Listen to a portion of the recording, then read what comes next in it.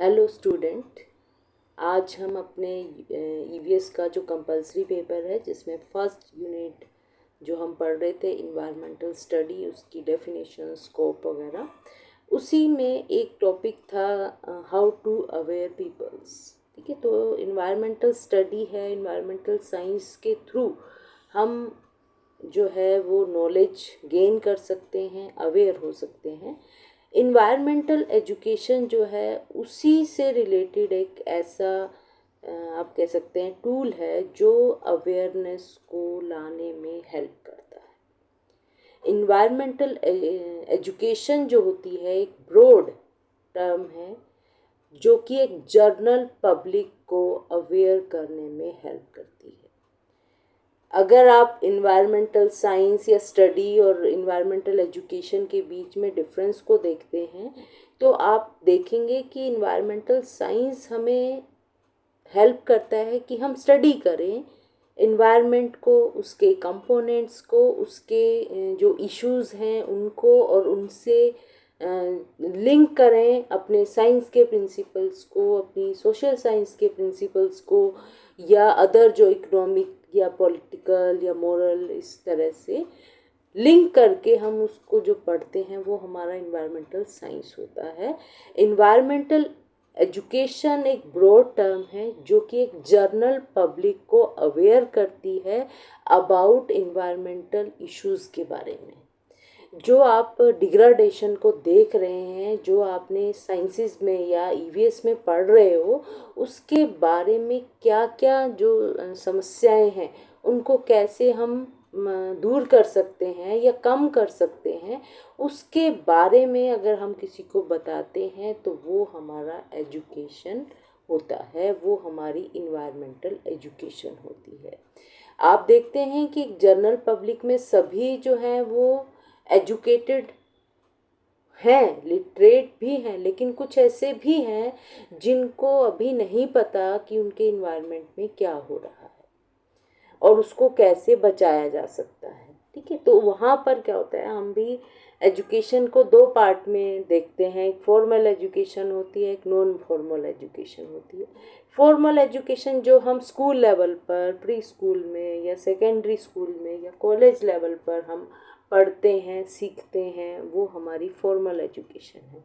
तो अब आप देखते हैं इन्वायरमेंटल एजुकेशन भी उसी का एक पार्ट है कि आपने प्राइमरी सेक्शन में भी ईवीएस पढ़ा, फिर आप सेकेंडरी में आए तो वहाँ पर भी ईवीएस आपने पढ़ा, और अब आप हायर एजुकेशन में आए तो यहाँ पर भी आप ईवीएस पढ़ रहे हैं।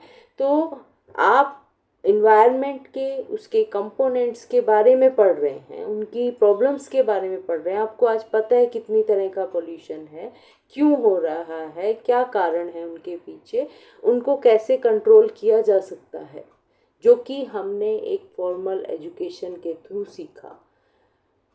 हमारे अंदर एक अवेयरनेस भी आई है। और नॉन फॉर्मल वे से हम कोई ऐसे पर्टिकुलर वो सिस्टम नहीं होता है, उसमें कोई ऑर्गेनाइजेशन है, कोई आप रोड शो देख रहे हैं, कोई आप स्लोगन सुन रहे हैं, पेपर में पढ़ रहे हैं, न्यूज़पेपर में जो है आप सुन रहे हैं, चीज़ों को देख रहे हैं, उससे जो आप सीखते हैं वो हमारी नॉन फॉर्मल एजुकेशन है। ऐसे ही सोशल मीडिया पे अगर आप डालेंगे कि इस तरह से पोल्यूशन बढ़ रहा है, आपने एक वीडियो बना के डाला किसी पर्टिकुलर जगह का जो आपने देखा कि वास्तव में देखो यहाँ कैसे पोल्यूशन हो रहा है, तो वो मीडिया के थ्रू कई दुनिया भर में जो है वो घूम जाएगा वीडियो और सबको पता चलेगा कि हाँ इस तरह से होता है, तो उनके अंदर एक अवेयरनेस आती है।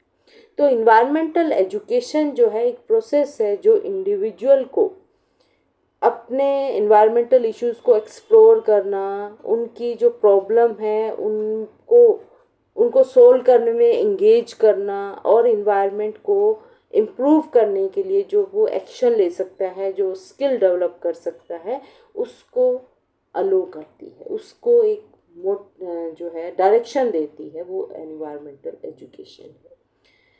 ये डीप अंडरस्टैंडिंग जो हमारे इन्वायरमेंटल इश्यूज हम देख रहे हैं उनकी एक डीप अंडरस्टैंडिंग डेवलप करती है, स्किल डेवलप करती है, जिसके कारण वो ज़्यादा इन्फॉर्म्ड हो जाते हैं, उनके पास ज़्यादा नॉलेज आ जाती है और एक रिस्पॉन्सिबल डिसीज़न लेने में वो सक्षम हो जाते हैं। इन्वायरमेंटल एजुकेशन के जो कंपोनेंट हैं वो यही हैं कि सबसे पहले नॉलेज और अंडरस्टैंडिंग आएगी आपके पास, फिर आपके अंदर अवेयरनेस या सेंसिटिविटी आती है इन्वायरमेंट या इन्वायरमेंटल चैलेंजेस के बारे में, फिर आपके अंदर एक एटीट्यूड आता है, एक कंसर्न आता है, एक बिलोंगिंगनेस आती है इन्वायरमेंट के प्रति। और उन सब के कारण जब आप किसी चीज़ को इमोशनली अटैच हो जाते हैं, आपकी बिलोंगिंगनेस हो जाती है उसके साथ, आपके अंदर एक एटीट्यूड आ जाता है, एक कंसर्न आ जाता है, तब आप क्या करते हैं, आपके अंदर एक मोटिवेशन आती है। मोटिवेशन आती है कि मुझे इन्वायरमेंट की क्वालिटी को कैसे इम्प्रूव करना है और कैसे इसको मेंटेन कर सकता हूँ। ठीक है, तो वो लेवल डिपेंड करता है कि आपकी स्किल पावर कितनी है, आप उसमें इम्प्रूवमेंट ला सकते हैं या उसको मेंटेन कर सकते हैं। इन्वायरमेंटल एजुकेशन जो है एक लर्निंग प्रोसेस है, जैसे कि हमने देखा, ये कोई ऐसा लेवल नहीं है कि आपने एक पर्टिकुलर लेवल पे बताया और उसके बाद बताने की जरूरत नहीं है, क्योंकि रोज़ आप देखते हैं नए नए इश्यूज आ रहे हैं, नई नई प्रॉब्लम फेस हो रही है, नई नई डिज़ास्टर जो हैं वो फेस करे जा रहे हैं, तो वहाँ पर हमें हर जगह एक नया कुछ सीखने को मिलता है।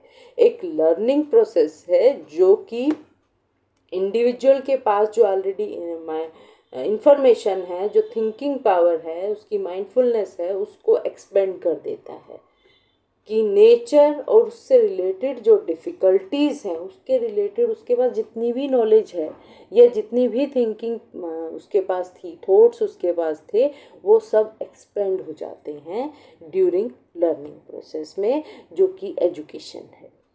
ये इंटरडिसिप्लिनरी फील्ड है, इसके अंदर biology, ecology, science, mathematics, sociology, politics, mathematics सब जो हैं सब्जेक्ट का अपना अपना रोल रहता है, एक इंटीग्रेटेड सा फील्ड जो है वो बन जाता है, जिसके कारण जो हमारी अंडरस्टैंडिंग है कि हम इन्वायरमेंट हमारा कैसे काम कर रहा है, उसको कैसे हेल्दी रखा जा सकता है, उससे रिलेटेड जो नॉलेज है, स्किल है, वो सब हमें डिफरेंट डिसिप्लिन से मिलती है। एजुकेशन के अंदर जो है बहुत सारे यूँ कह सकते हैं कि इट इंक्लूड्स ऑल एफर्ट्स, जो कि एक जनरल पब्लिक को अवेयर कर सके, उसको नॉलेज प्रोवाइड कर सके अपने इन्वायरमेंट के बारे में, उससे रिलेटेड जो इश्यूज़ हैं, चैलेंजेस हैं, जो भी डिज़ास्टर्स हैं उनके बारे में। वो प्रिंट मटेरियल हो सकता है, मीडिया हो सकता है, ब्रोशर्स हो सकते हैं, bulletin, video, other media techniques जो भी आज के टाइम पर सोशल मीडिया में आप यूज़ करते हैं, वो सब हो सकती है। यहाँ पर जो एजुकेशन होती है वो एक रिस्पॉन्सिबल इंडिविजुअल तैयार करती है, एक ग्रुप एक्शंस के लिए जो है वो तैयार होते हैं, जो कि थ्रू एजुकेशन जो है वो डेवलप होते हैं, क्योंकि बहुत सारी स्किल्स जो हैं, जो कैपेसिटी बिल्डिंग है, वो एजुकेशन के थ्रू जो है वो हो पाती है, पॉसिबल ही तभी होती है। ये इन्वायरमेंट के एक स्पेसिफिक इन्वायरमेंट के बारे में इंफॉर्मेशन नहीं देती है, ये एक जनरल पब्लिक को जो यूँ पर्टिकुलर किसी पर्टिकुलर रीज़न के या पर्टिकुलर रिलीजन के या कम्युनिटी के लोगों को नहीं, एक जनरल पब्लिक को जर्नल इन्वायरमेंट के ऊपर जो है वो इंफॉर्मेशन प्रोवाइड करती है। इस एजुकेशन जो है वो डीपली थिंकिंग, जो क्रिटिकल थिंकिंग है, उसको डेवलप करने में भी हेल्प करती है। ऑब्जेक्टिव इन्वायरमेंटल एजुकेशन के जो हैं, जब कोई भी चीज़ को जब हम लेकर आते हैं नए लेवल पे, तो हमारे उसमें कोई भी वर्क को हम करते हैं तो हमारे उसमें ऑब्जेक्टिव होते हैं कि हम ये कार्य क्यों कर रहे हैं। ठीक है, तो उसी तरह इन्वायरमेंटल एजुकेशन को जब लाया गया था तो उसमें भी ऑब्जेक्टिव रखे गए थे कि वाह, हमारा इन्वायरमेंटल एजुकेशन देने का क्या मकसद है। देखिए, अगर मकसद नहीं होता है तो उस एजुकेशन का, उस प्रोग्राम का, उस किसी भी एक्टिविटी का कोई फंक्शन नहीं होता अगर हमारा ऑब्जेक्टिव ना हो, अगर हमारा ऑब्जेक्टिव सॉल्व ना हो। तो ऑब्जेक्टिव हमारे क्या हैं कि पहला, नॉलेज। सबसे पहले लोगों को नॉलेज हो अपने इमीडिएट इन्वायरमेंट की, नहीं कि वो जहाँ पर है उसके आसपास ठीक है या नहीं, उसको अदर एरिया के अंदर, अदर स्टेट के अंदर, नेशन के अंदर या वर्ल्ड के अंदर जो भी इन्वायरमेंट है उसके बारे में उसको नॉलेज मिले। ठीक है।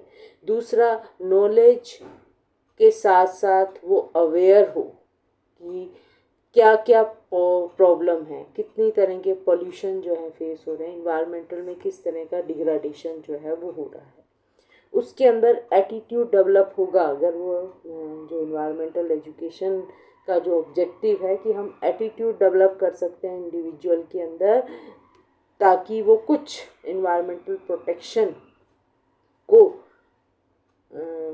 रोकने के लिए जो तैयार हो सके, उसके अंदर एक सेट वैल्यू डेवलप हो सके कि इन्वायरमेंट प्रोटेक्शन जो है उसको करना है, एटीट्यूड डेवलप करना है, एक उसके अंदर जो है कंसर्न आना चाहिए, बिलोंगिंगनेस आनी चाहिए। एजुकेशन के थ्रू स्किल डेवलप होती है, कैपेसिटी बिल्डिंग होती है, जिसमें एक पर बहुत सारे लोग आपस में मिलकर जो है कुछ काम कर सकते हैं। कोई डिज़ास्टर है उसको कैसे टैकल करना है, डिज़ास्टर आने से पहले क्या तैयारी करनी है, डिज़ास्टर के बाद की क्या प्रिपरेशन रहेंगी, ड्यूरिंग डिज़ास्टर जो है कैसे फेस करना है। तो कुछ लोगों को ट्रेंड किया जाता है, कैपेसिटी बिल्डिंग की जाती है कि आपने इस वर्क को इफ़ेक्टिवली और कॉम्पिटेंटली करना है।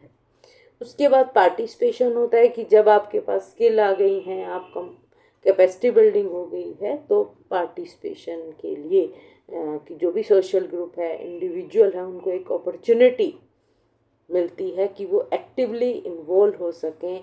जितने भी किसी भी लेवल पर अगर इन्वायरमेंट के फेवर में कोई डिसीज़न लेना है तो वहाँ पर वो कॉम्पिटेंट हो।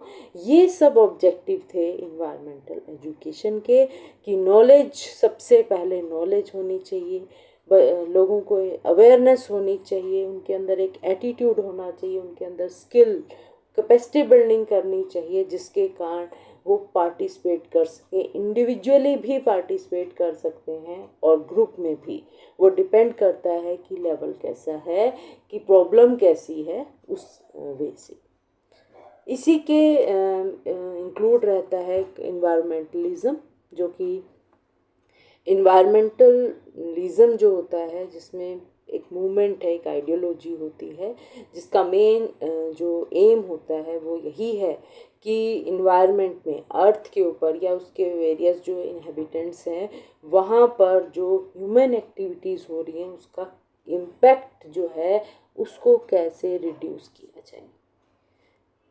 कुछ लोगों का समूह बन जाता है, सिंगल इंडिविजुअल को इन्वायरमेंटलिस्ट बोल देते हैं, जिनके अंदर एक कंसर्न होता है कि मुझे अलग सा उनकी थिंकिंग होती है इन्वायरमेंट के प्रति। ठीक है। तो वो डिफरेंट वे ऑफ थिंकिंग वाले जो पीपल्स होते हैं वो प्लैनेट को ज़्यादा अच्छे से केयर करते हैं, करने की कोशिश करते हैं, ताकि लॉन्ग टर्म सर्वाइवल जो है वो पॉसिबल हो सके ऑन अर्थ के अंदर।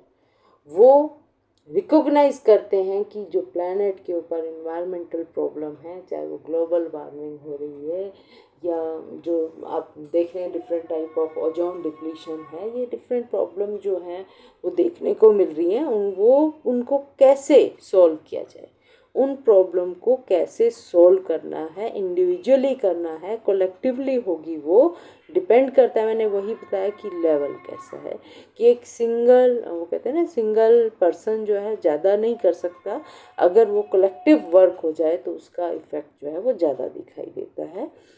इन्वायरमेंटल फोकस होता है उनका इन्वायरमेंट के ऊपर, नेचर रिलेटेड एस्पेक्ट में ग्रीन आइडियोलॉजी या ग्रीन पॉलिटिक्स जो बोलते हैं, जिसमें वो इन्वायरमेंट को ज़्यादा जो है कंसर्न लेते हैं, उनके ऊपर ज़्यादा अपना कंसंट्रेशन रखते हैं कि कैसे इसको प्रोटेक्शन दी जा सके, कैसे इसको जो हमारी इन्वायरमेंट है वो एकदम हेल्दी रहे। और ग्रीन पॉलिटिक्स जो है उसमें ये सिंबल है सनफ्लावर का। ये आज की नहीं है, इन्वायरमेंटलिज्म जो है बहुत पुरानी हिस्ट्री में है कि जब भी कोई प्रॉब्लम आती है कुछ ग्रुप के लोग जो हैं वो मिलकर उस प्रॉब्लम को सॉल्व करने में हेल्प करते हैं, चाहे वो कैसी भी प्रॉब्लम आए। कोई डिजीज़ आती है, कोई इन्वायरमेंटल प्रॉब्लम है, जैसे इंडस्ट्रियल रिवोल्यूशन हुआ तो पॉल्यूशन की समस्याएं, लोग उसके ऊपर कंसर्न हुए, तो डिफरेंट टाइप ऑफ जो प्रॉब्लम फेस करने को मिलती है। तो कुछ लोगों के अंदर अलग सा ही जो जज्बा होता है कि वो समझते हैं उन चीज़ों को कि ऐसा क्यों हो रहा है, ऐसा नहीं होना चाहिए, या ऐसा किस ढंग से किया जाए कि इकोनॉमिकली बेनिफिट भी हो, डेवलपमेंट भी हो, लेकिन जो इन्वायरमेंट है उसके जो उससे कंसर्न जो लिविंग ऑर्गेनिज्म है या जो नॉन लिविंग हमारा इन्वायरमेंट है उसमें किसी तरह की डिस्टरबेंस ना हो। ठीक है, तो इस तरह की आइडियोलॉजी वाले जो लोग हैं उनको इन्वायरमेंटलिस्ट बोलते हैं। वो एक्टिविटी है जो हमारा इन्वायरमेंटलिज्म है, जिसके अंदर बहुत सारे अप्रोचेज़ हैं।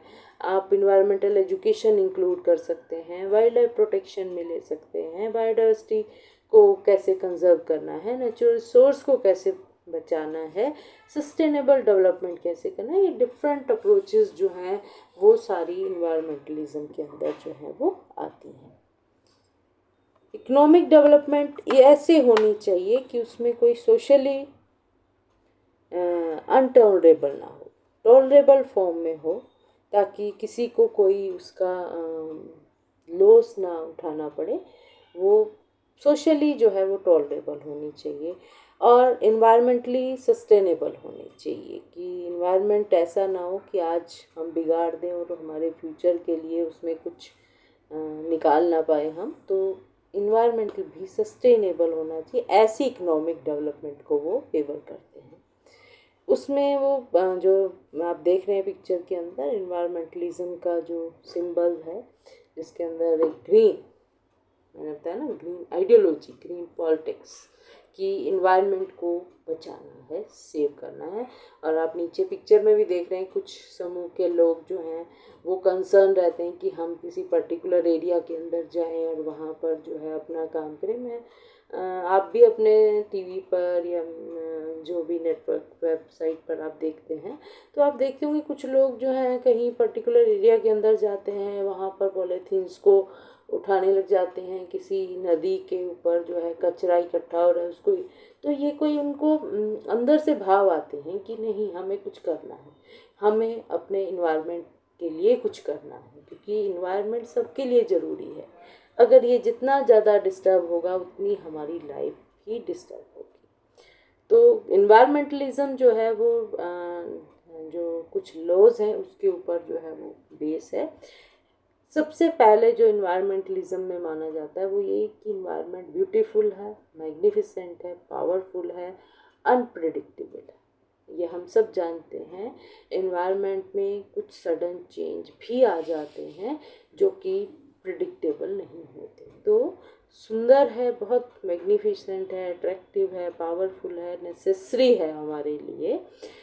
दूसरा, मैन जो कि सुपर इंटेलिजेंट है, जिसके पास पावर ऑफ थिंकिंग है, वो एक बहुत बड़ा इंजीनियर है जो नेचर को इंजीनियर कर सकता है, उससे जो बेनिफिट मिल रहे हैं उनको मॉडिफाई कर सकता है। मैन हार्मनी और नेचर के अंदर एक बैलेंस जो है वो क्रिएट कर सकता है, इतना पावरफुल जो है वो पर्सन है। मैन के अंदर पावर है, इंटेलिजेंसी है, उसके साथ कुछ ऑब्लिगेशन भी हैं कि उसको अपने इन्वायरमेंट को प्रोटेक्ट करना है, प्रिजर्व करना है।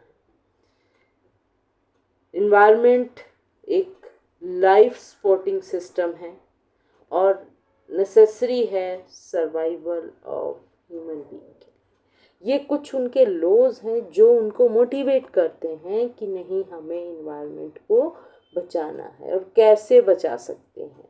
ठीक है, तो ये इन्वायरमेंटलिज्म के बारे में था, छोटा सा एक टॉपिक है, क्योंकि बहुत कंसर्न है अवेयरनेस के लिए। ठीक है, तो ये हमारा टॉपिक था। जो इसके साथ ही हमारी जो फर्स्ट यूनिट है ईवीएस की वो हम कंप्लीट हो गई है। नेक्स्ट जो हम सेकेंड यूनिट लेंगे नेचुरल रिसोर्सेज के बारे में। Thank you.